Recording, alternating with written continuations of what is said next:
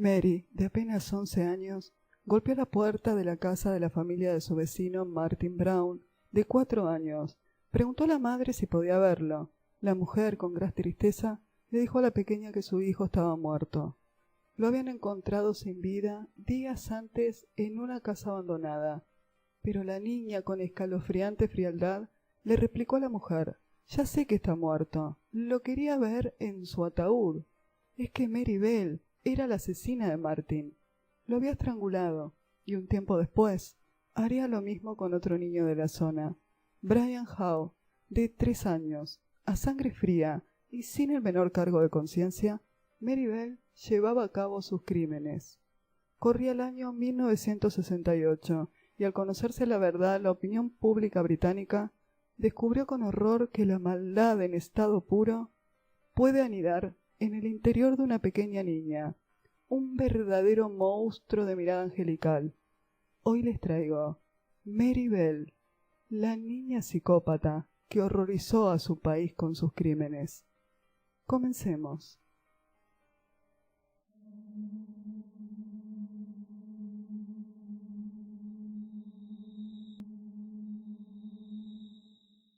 Bienvenidos y bienvenidas, queridas criaturas de la noche. Mi nombre es Lucila Castro Díaz. Soy escritora de novela negra, thriller de terror y misterio.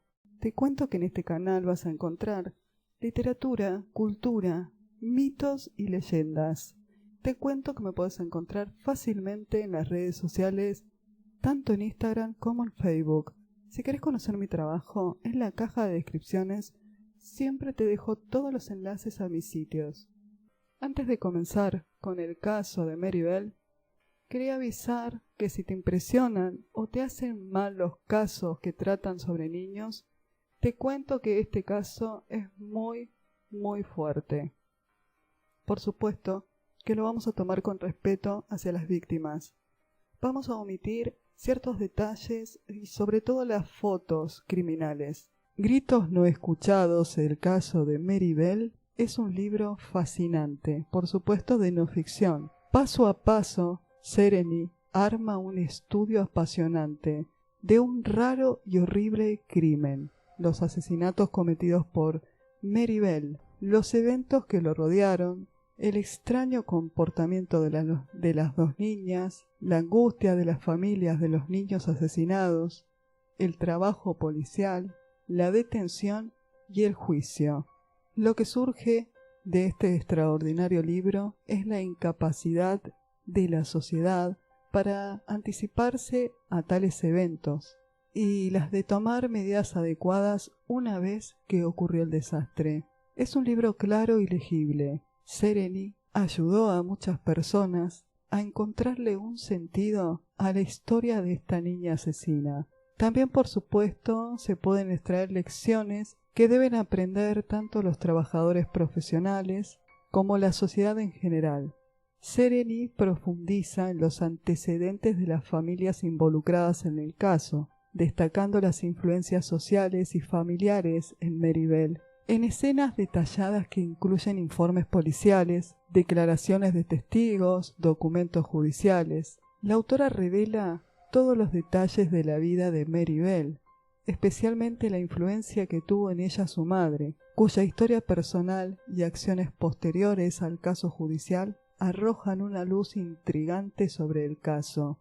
Es un libro extraordinario, muy recomendable, por supuesto, de no ficción, y es la biografía de Mary Bell, pero contada por ella misma. Por acá te voy a estar dejando La Lolita Real, un libro de Sarah Whitman, una investigación también profunda y minuciosa, al cual le realicé un video. Como en aquel video, en este de Mary Bell, vamos a tomar partes del libro de Sereny para contarte qué fue lo que pasó en la vida de la niña Mary Bell para convertirse en una asesina y qué fue de ella una vez que salió de prisión. Sereny recibió, por supuesto, las críticas de las personas que no estaban a favor que Mary Bell recibiera partes de las regalías de su libro cuando estaban contando su historia. Lo que hizo Mary Bell es lo mismo que hizo su madre cuando ella estuvo en prisión con 11 años, que vendió la historia de su hija y contó todos los supuestos detalles familiares.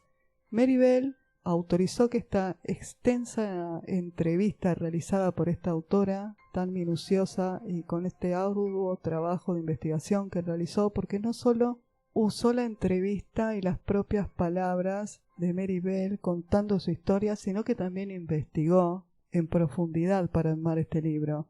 Sereny dijo a la prensa: «Sentí que tenía que darle algo de dinero, porque no puedo usarla, no como todos los demás lo han hecho». Gita Sereny fue una periodista, historiadora, biógrafa de origen húngaro, cuyos escritos se centran principalmente en el Holocausto y el maltrato infantil.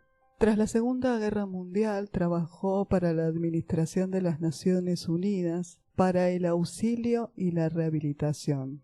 Uno de sus libros más famosos es Desde aquella oscuridad, una exacta disección de la mentalidad nazi y una estremecedora inmersión en lo más tenebroso del alma humana.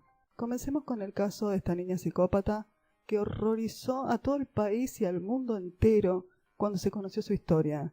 Mary Flora Bell fue conocida por los medios como la niña asesina, por haber asesinado a 2 niños de 4 y 3 años. Mary Bell tenía 10 años. Era hija de Betty Bell, una prostituta que abusaba de ella psicológicamente y la obligaba a participar en actos sexuales con sus clientes desde temprana edad. Yo no quería a mi hija, varias veces la traté de matar, poniéndole drogas revueltas con sus dulces, causándole sobredosis. También la usé como juguete sexual con algunos de mis clientes, desde muy temprana edad, confesaría a una periodista Betty Bell.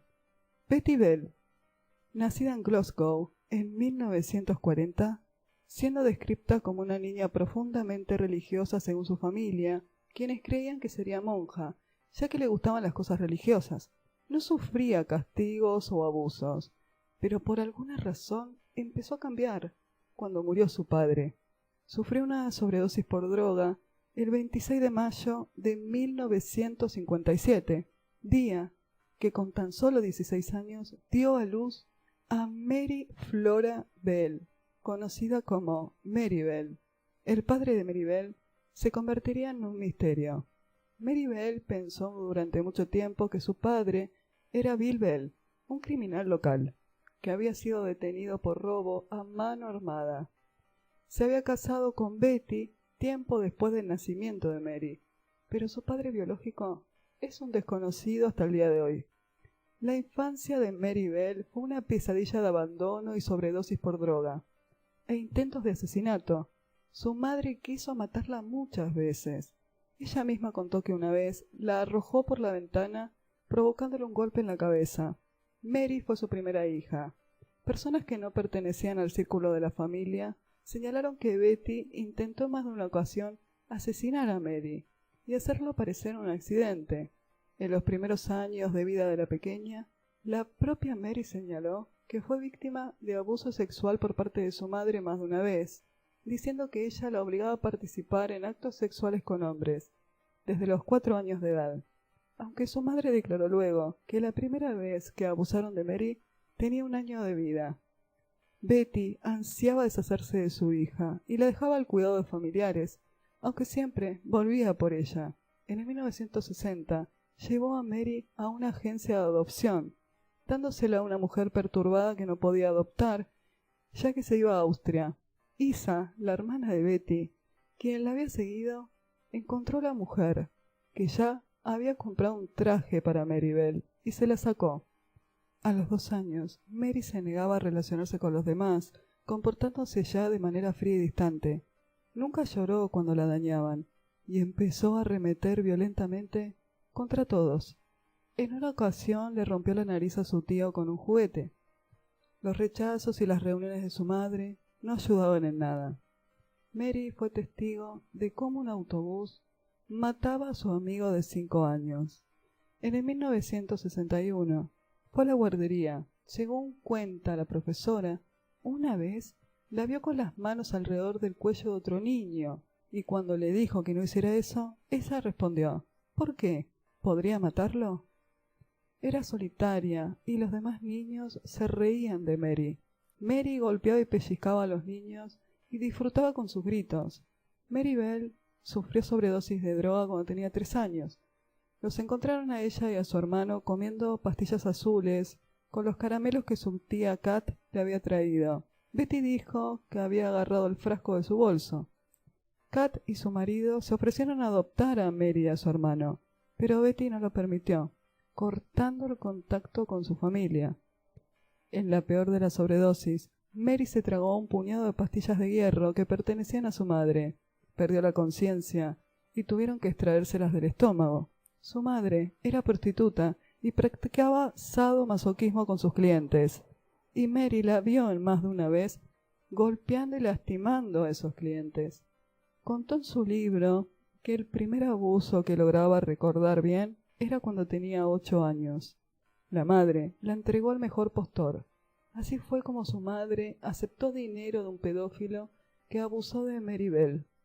La historia criminal de esta niña psicópata parece comenzar con la aparición del cadáver del pequeño Martin Brown en una casa abandonada del humilde y precario barrio de la ciudad de Newcastle, en el noreste de Inglaterra, el 25 de mayo de 1968.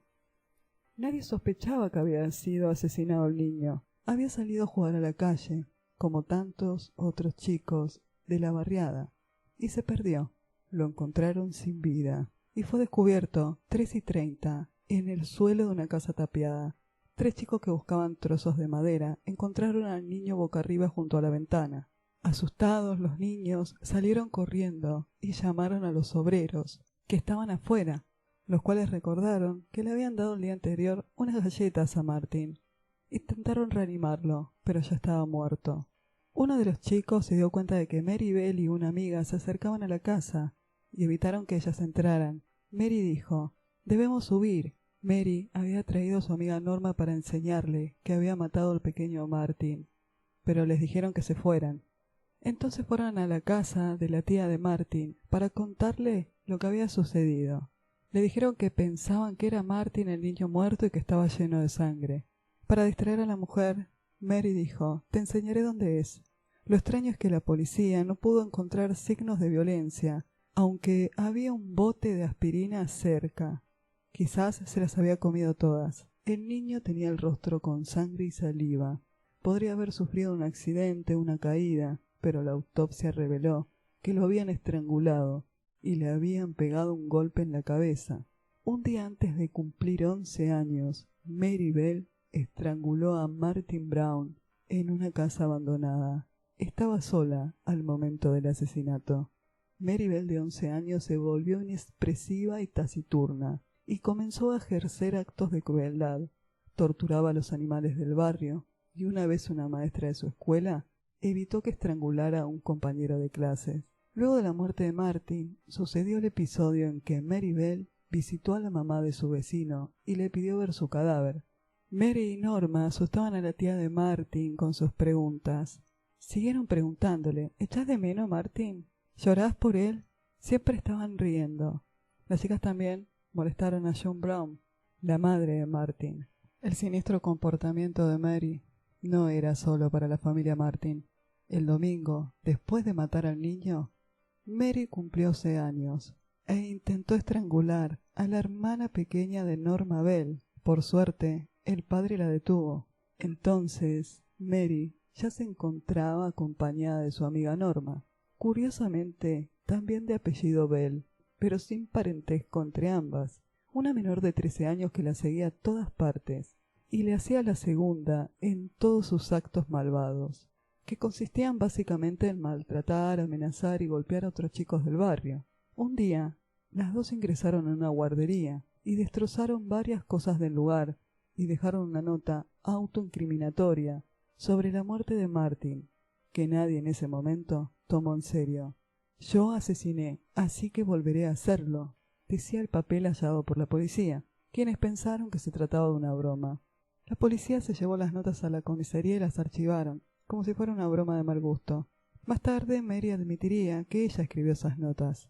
Esa misma mañana, Mary Bell hizo un dibujo en su cuaderno El dibujo era de un niño en la misma posición en la que había sido encontrado Martin Brown. En cuanto al asesinato de Martin Brown, la versión de Mary es cambiante, siendo desde un accidente a una compulsión inexplicable. Dijo que se peleó con su madre y que por primera vez le devolvió el golpe, cuando apretó el cuello de Martin. El 31 de julio de ese mismo año, otro niño de la localidad apareció muerto en un terreno baldío. Brian Howe, de 3 años, vecino de la misma calle, White House, que era donde también vivía Mary. Salió a jugar y no regresó. Mary visitó la casa del pequeño Brian. ¿Estás buscando a Brian?, preguntó Maribel. Pat, la hermana de Brian, estaba preocupada. Su hermanito estaba perdido. Ya debía estar en casa. Brian Howe, un pequeño niño de 3 años, de cabello rubio, normalmente jugaba y regresaba. Mary y su mejor amiga Norma ofrecieron amistosamente ayudarla a buscarlo. Llevaron a Pat por el vecindario, mirando de un sitio a otro, mientras sabían dónde estaba Brian. Cruzaron las vías a la zona industrial, donde los niños solían jugar entre materiales de construcción, coches viejos y ruinas peligrosas. Pat estaba preocupada, ya que hacía pocas semanas se había encontrado un niño muerto, el pequeño Martin Brown, dentro de una casa. Mary señaló unos grandes bloques de hormigón. «Puede estar jugando detrás de los bloques o entre ellos». No, nunca va allí. De hecho, Brian yacía muerto entre los bloques. Mary quería que Pat descubriera el cadáver de su hermano, ya que, según dijo Norma más tarde, quería que Pat entrara en estado de shock.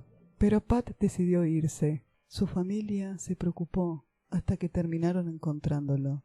Esta vez no había dudas. Había sido asesinado. Mary y su amiga Norma cometieron un segundo asesinato por estrangulación, esta vez a un niño de 3 años. Brian Howe fue hallado muerto y cubierto de maleza. Su cabello fue cortado. Se encontraron marcas de pinchazos en sus muslos y la piel de sus genitales fue removida parcialmente, además de las marcas y lesiones. Las letras MB habían sido impresas en su estómago. Originalmente había sido una N, pero Mary añadió una línea para que se viera como una M. El niño de 3 años de edad había sido estrangulado hasta la muerte. La policía de Newcastle encontró su cuerpo esa noche a las 11:10. Cerca del cuerpo del niño había unas tijeras rotas. Con aquellas tijeras marcaron el cuerpo del niño. En el verano de 1968, Scottwood era una comunidad económicamente deprimida, a 443 kilómetros al norte de Londres. No estaba en buena condición. La policía inundó la comunidad entrevistando a niños de entre 13 y 15 años. Los adultos se preguntaban si el accidente de Martin Brown no habría sido un asesinato. Todo lo que importaba era mentir bien, declararía Mary Bell, de adulta. La actitud sospechosa de las 2 niñas tras el crimen alertó a la policía, que puso la vista sobre ambas. La hermana de Brian, el menor asesinado, aseguró que Mary Bell le había dicho dónde podía encontrar a su hermano, cuando todos los vecinos estaban en plena búsqueda. En pocos días las investigaciones conectaron los 2 crímenes y ambas niñas fueron detenidas y acusadas de asesinato. El caso era bastante desconcertante. Las declaraciones de Mary Bell asustaban a los policías y a los psiquiatras. Decían que tenía claros síntomas de psicopatía. Cuando se inició la investigación, Mary Bell confesó los crímenes.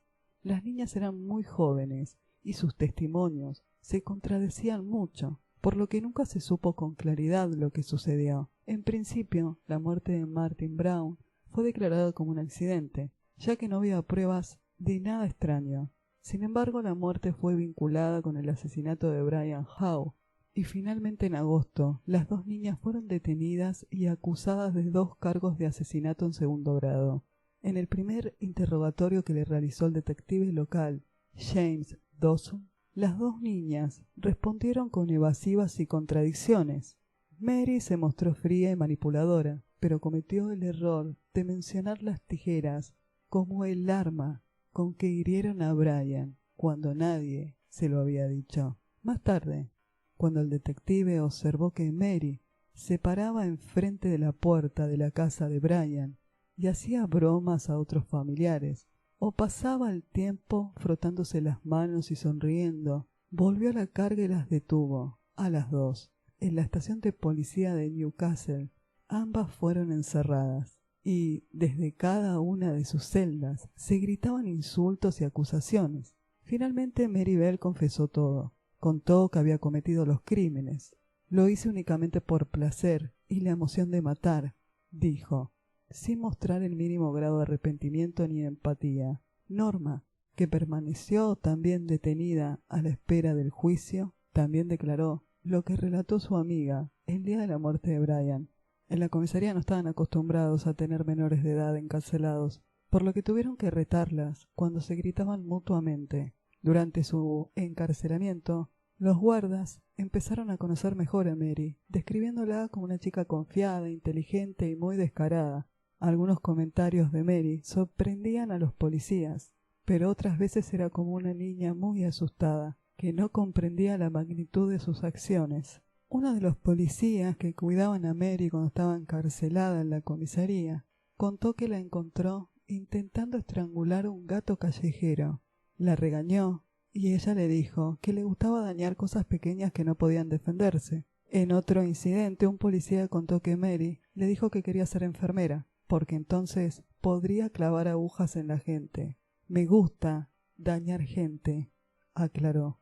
El 5 de diciembre de 1968 comenzó el juicio contra las dos menores. La presencia de la familia de Mary no ayudó nada en el juicio. Su madre, Betty Bell, interrumpía constantemente con sus fingidos lamentos, incluso con su larga peluca rubia que se le caía de la cabeza, como un personaje mal interpretado en una telenovela espeluznante. Salió del juicio solo para aparecer dramáticamente frente a las cámaras. Los espectadores del tribunal observaban a Betty Bell horrorizados y estaban sorprendidos que Mary Bell fuera una niña tan manipuladora y sagaz. Norma se quebró en un par de oportunidades, pero Mary Bell siempre estuvo impasible. Daba respuestas astutas y desafiantes, pero las pruebas presentadas y su propia confesión, aunque no fue en sede judicial, la niña no tuvo muchas oportunidades de obtener la absolución. Fue condenada pocos días después, el 17 de diciembre, a prisión por tiempo indefinido, por el cargo de el homicidio de dos menores, aunque la condena fue de acuerdo con lo que indicó el jurado, la de homicidio involuntario por motivos de responsabilidad disminuida. La crónica de la sentencia publicada en el diario británico The Guardian daba cuenta de que la niña, por primera vez, se echó a llorar cuando escuchó su sentencia. El juez Cusack señaló entonces que Mary Bell era peligrosa y que había un riesgo muy grave para otros niños si no la vigilaban de cerca. Tengo poder para ordenar una pena de prisión y me parece que ningún otro método para tratar con ella en las circunstancias es adecuado, dijo el magistrado. Casi como para reafirmar la opinión del juez, Mary Bell había declarado en el juicio lo siguiente: herir a los seres vivos, animales y personas que son más débiles que yo, a los que no se pueden defender. David Westbury, psiquiatra, añadió en el juicio que la niña tenía un trastorno psicopático y que necesitaba un periodo de tratamiento que podía durar varios años. Norma fue declarada inocente. El jurado consideró que había actuado bajo la influencia de su amiga, que, aunque era 2 años menor que ella, la podía manejar a su antojo. Mary Bell fue procesada, pero era demasiado joven para estar en una prisión y muy peligrosa para ser mantenida en un hospital psiquiátrico o en una institución que albergaba a niños con problemas. Su madre vendió varias veces información de la historia de Mary a la prensa en el momento del juicio y daba entrevistas. En el juicio, el psiquiatra que la examinó testificó que exhibían los síntomas clásicos de psicopatología o sociopatía por falta de sentimientos hacia otros, los abusos de su madre y el daño físico por las repetidas sobredosis contribuyeron a su sociopatía.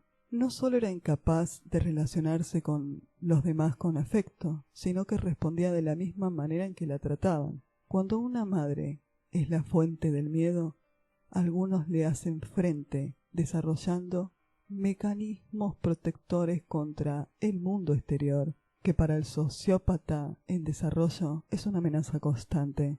No todos los niños que crecen entre abuso se convierten en sociópatas. También influyen los factores genéticos y el daño neurológico. Mary no mostró signos de estar satisfecha tras matar a Brian. Era violenta con los animales, se orinaba en la cama hasta la edad adulta, y aunque no inició fuegos, destrozó bienes ajenos. En su corta carrera criminal como asesina, cuando Mary mojaba su cama, la madre la humillaba severamente, frotándole la cara en la orina, dijo Mary años después. Contó también que colgaba el colchón afuera para que todos los vecinos lo vieran. Mary Bell fue enviada a una escuela reformatorio en Lancashire.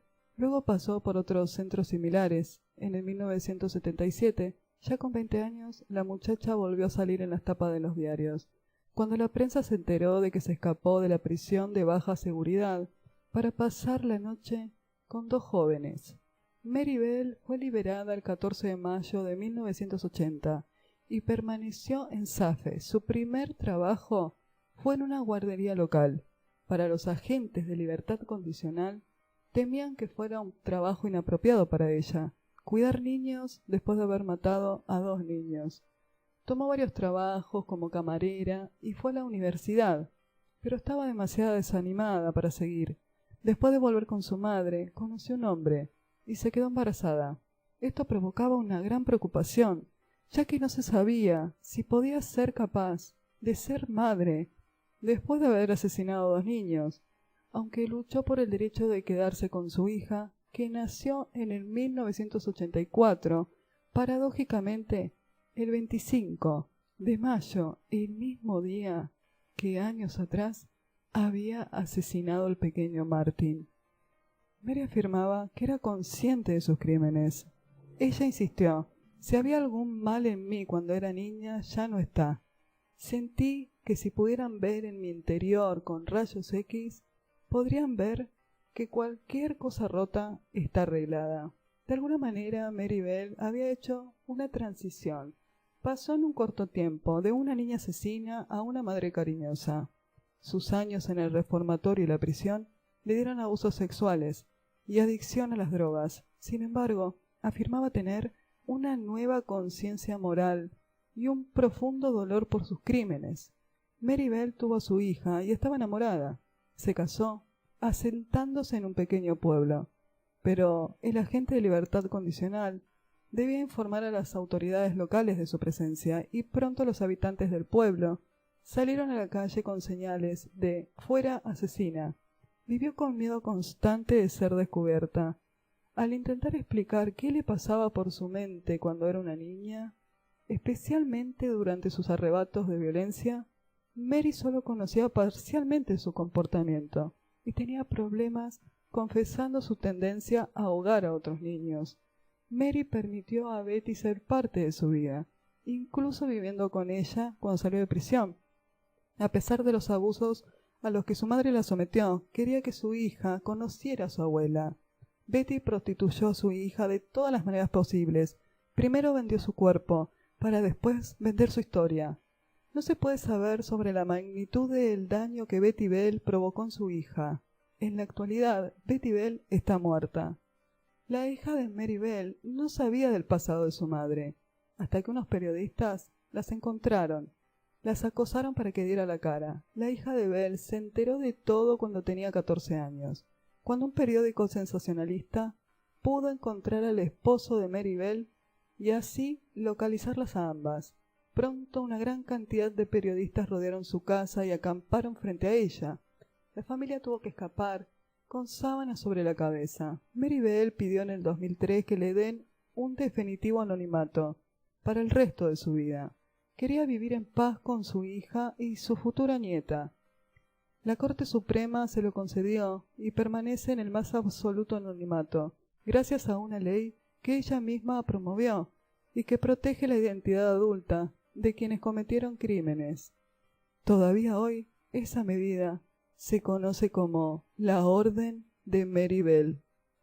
Lo último que trascendió de Mary Bell, según un diario británico, es que en el 2009, a los 51 años, se convirtió en abuela.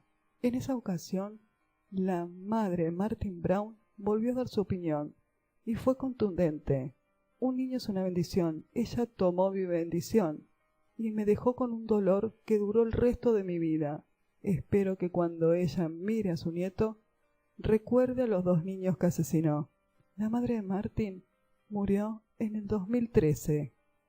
Pese a la rehabilitación y la nueva identidad de Mary Bell, la sociedad no olvidó su atroz historia, y los periódicos siempre cubrían donde estaba.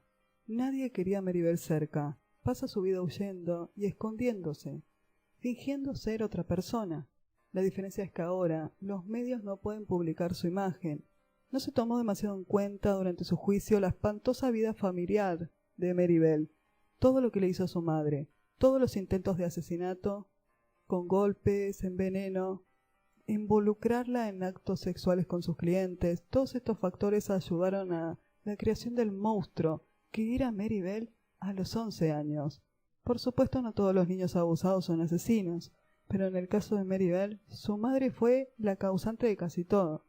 La única pregunta que me viene a la mente es ¿por qué Betty Bell no fue enjuiciada y enviada a la cárcel por los intentos de asesinato contra su hija y por los abusos sexuales a los que la sometió? Sereny publicó 2 libros sobre el caso de Mary Bell. El primero se llama El caso de Mary Bell, 1972-1995, y el segundo libro, Gritos no escuchados, en el 1998, que le ocasionó muchas críticas, sobre todo por parte de la familia de Martin Brown, los cuales declararon que para ellos Mary Bell estaba muerta porque ya había sido condenada y ya nadie hablaba sobre el caso de Mary Bell. Y en el 98 de repente aparece este nuevo libro donde cuentan la historia real de Mary Bell, cómo llegó a ser una asesina, y hacen una ardua investigación, y la familia criticó que sintió que revivieron a Mary Bell y que encima iban a premiarla con dinero por las regalías de dicho libro, después de cumplir su sentencia de 12 años. En el 2018, 50 años después, la hermana menor de Martin Brown, Sharon Richardson, sigue luchando arduamente para que el caso de su hermano no sea olvidado, y en una entrevista contó cómo la agonía continúa, causando estragos en su familia. Hoy Mary Bell vive en el anonimato y tiene 64 años. Hasta el momento no cometió otro crimen. La verdad es que no hay mucho para decir sobre el caso de Mary Bell. Está todo a la vista. Es un caso realmente triste, demasiado triste. Tanto la vida de esta niña asesina como la de esos pequeños niños de 4 y 3 años que perdieron la vida por la creación de este monstruo que era Mary Bell. Era una asesina. Según se dice, Mary Bell fue rehabilitada y tiene una vida normal, común. Solo que debe escapar cada vez que se instala en un barrio, alguien la descubre y tiene que volver a mudarse. Así va a ser la vida de Mary Bell, de 64 años, por sus crímenes cometidos a los 11 años, que las van a perseguir siempre. Me gustaría saber qué te pareció la historia de Mary Bell. Déjame tu comentario. Es un caso muy interesante que seguramente ya lo conoces, pero intenté traerte algunos datos nuevos para que conozcas más sobre la vida de Mary Bell antes de los crímenes y después de los crímenes, una vez que salió de prisión. Trabajaba de camarera y a veces había personas que la reconocían, porque el rostro de Mary Bell, a pesar de que creció, no cambió demasiado. Sigue teniendo esos ojos penetrantes, profundos. La gente la seguía reconociendo, porque su caso había sido muy famoso. Y en cada lugar que trabajaba, siempre, aunque pasara un tiempo, había alguna persona que la reconocía. No hay mucho que contar después de qué pasó cuando salió de la cárcel, porque Mary Bell hizo una vida completamente normal. Dicen que se rehabilitó, tuvo un tratamiento psiquiátrico fuerte, tanto en la prisión como saliendo de la prisión. Parte de su liberación consta de seguir un tratamiento psiquiátrico y psicológico por el resto de su vida. Esto es todo lo nuevo que pude traer sobre Mary Bell y algunos otros detalles que quizás no se tocaron en profundidad, como por ejemplo el hecho de que esta niña tan pequeña era abusada sexualmente. Mary Bell termina siendo una asesina, en mi opinión, porque ve a la madre que practicaba sadomasoquismo con sus clientes, veía que los golpeaba, lo veía como que era algo quizás normal, también porque necesitaba desahogar todo eso que le estaba pasando en su hogar, toda esa maldad que le rodeaba, y por otros factores también que tienen que ver con lo genético. Si te gustó este informe, te invito a que te suscribas a mi canal y me dejes un comentario. Nos vemos en el próximo video.